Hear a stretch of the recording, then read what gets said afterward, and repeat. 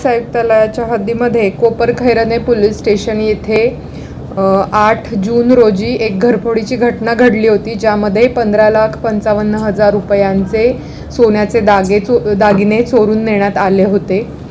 त्या अनुषंगाने आमचे गुन्हे शाखेचं कक्ष 1चं युनिट जे वाशीला आहे त्यांच्याकडून समांतर तपास करण्यात येत होता।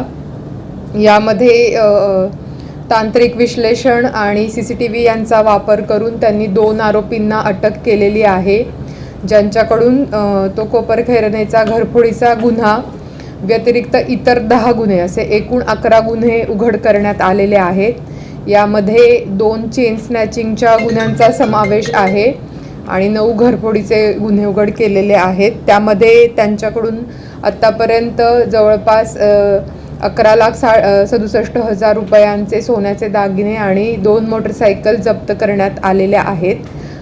यात जे आरोपी अटक करण्यात आलेले आहेत त्यांचं नाव आहे युसुफ राशीद शेख आणि नौशाद मुस्ताक आलम।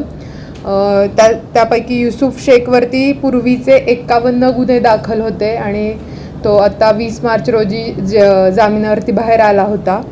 आणि नौशाद आलम जो त्याचा सह आरोपी होता त्याच्यावरती आत्तापर्यंत 32 गुन्हे दाखल होते। तर ही एक उत्कृष्ट कामगिरी आमचे पोलीस आयुक्त श्री मिलिंद भारंबे सर, सह आयुक्त श्री दीपक साकोरे सर, अपर पोलीस आयुक्त प्रमोद शेवाळे सर, आमचे DCP श्री सचिन गुंजाळ सर यांच्या मार्गदर्शनाखाली युनिट 1चे आमचे प्रभारी अधिकारी सिनियर PI विकास घोडके, API बनकर, PSI काकड आणि त्यांच्या टीमनी केलेली आहे। करून बंद घराचा कुलूप तोडून ते आत प्रवेश करून सोन्याचे दागिने किंवा रोख रकमेची चोरी करत होते आणि 2 मध्ये त्यांनी मोटरसायकलवर येऊन चेन स्नॅचिंग केली होती।